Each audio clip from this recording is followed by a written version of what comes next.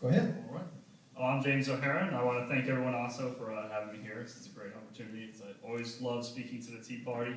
I think you guys are the number one in my book for where we need to be focused as far as legislators and people going into government. I have endorsed the 5 for Florida plan, 100%, I'm behind it. I think we need to bring the corporate tax rate to 0 in the state of Florida. I don't think it's a matter of just doing it because it sounds like a good thing or something that might be nice to do for businesses, but I think at this point it's required.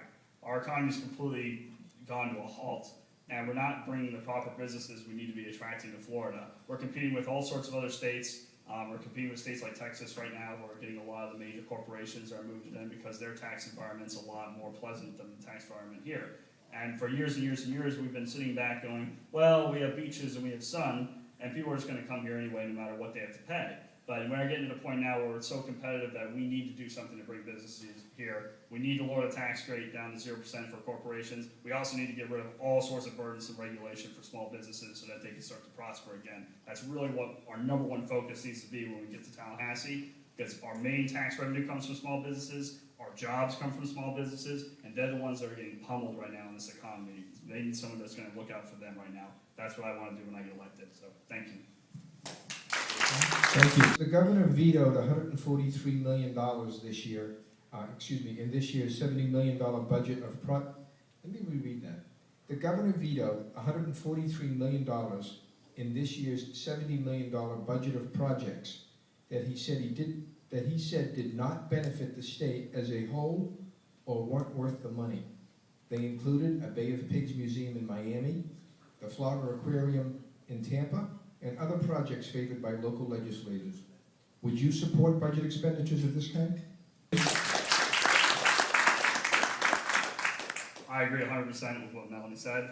I'm surprised that it was only $143 million out of a $70 billion budget. There was only $143 million that they could find to cut out of the budget, to veto out of it. I think that's just a little ridiculous. As far as the Bay of Pigs Museum, I think that's a great idea, but why is the state government having to shell out the money to pay for the Bay of Pigs Museum? I think they could raise money through other means, through donations, or any of those organizations, charities, that could help them do that same thing. We're in crisis mode right now as a state. We have unemployment that's around 9%. We have people looking for work, losing their jobs, businesses that are suffering, and every ounce of what we do in our state budget needs to be called for and have an absolute reason why it needs to be done. $70 billion is a lot of money. $143 million is nothing compared to what we should be vetoing out of the budget every year. There's a million projects that come across the state budget that most of them aren't warranted or needed. We need people who are actually going to sit there and look at how the budget works. And we need to change our whole budget process in general. We need to have some zero baseline budgeting being done up there, so not every single program and every single thing that passes through one year doesn't just continue to get the same amount of funding the next year. We need to look at how the funding is actually being sent out and decipher who needs that much money, how do they perform over the time, and we actually need to take some intelligent budgeting to it, rather than just throwing money at every single project that every single legislator wants in their district. Thank you. Tammy, starting with you this time, since you have the microphone in your hand, do you support sustainable development policies? To see that people are starting to get on board with that. Yeah, definitely. I'm not a proponent for sustainable development whatsoever. I agree with what Melanie said. I think we got to watch out for any kind of development that infringes on anyone's property rights. Like the idea of paying people a stipend, $30,000 or something, and then tearing your house down to build some kind of high-end condo that used to be a slum.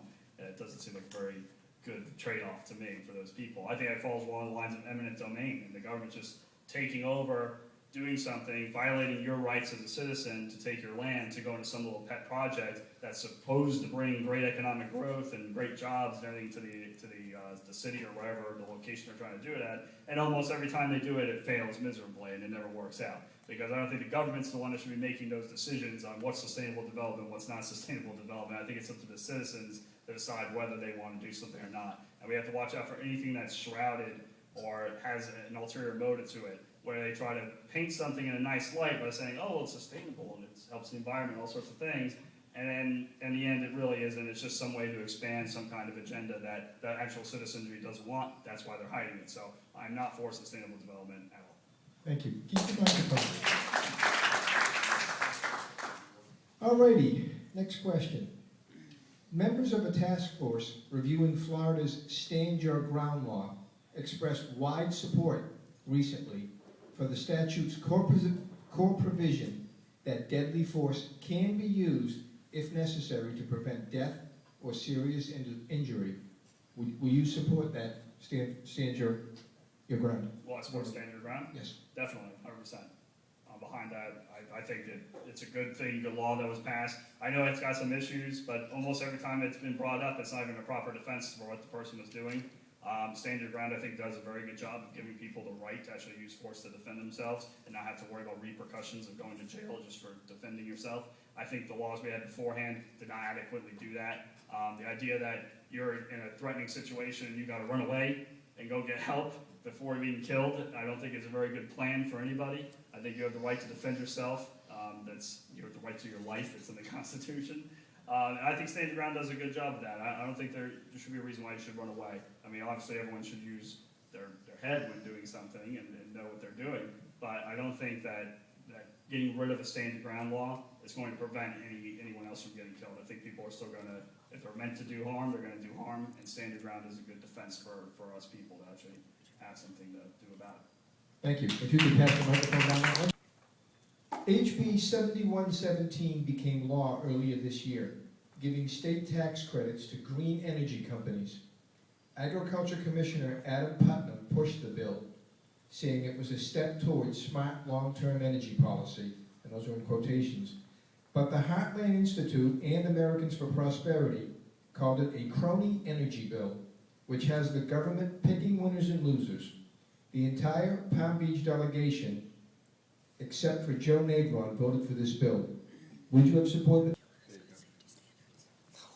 This might get a little repetitive, but I agree entirely with Tammy. I would not have supported any legislation like that whatsoever.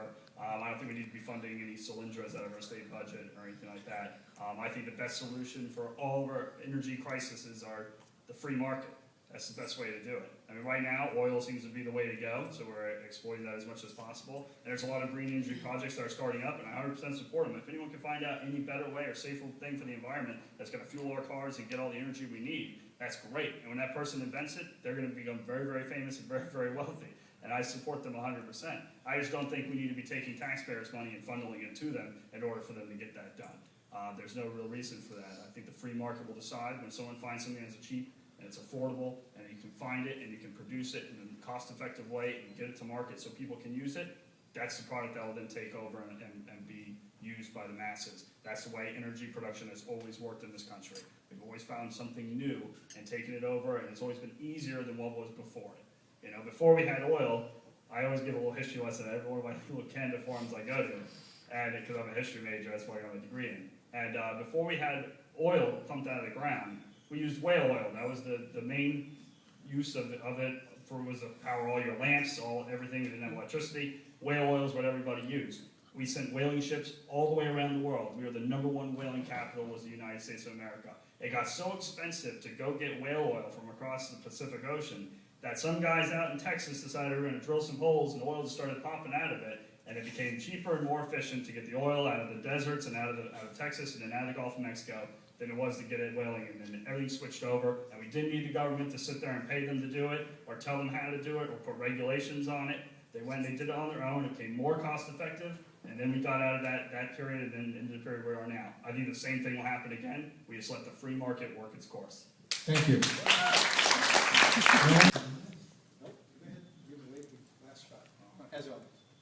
I want to thank everyone again for having us up here, having us be able to speak to you. Really means a lot to me that I get to talk to the Tea Party.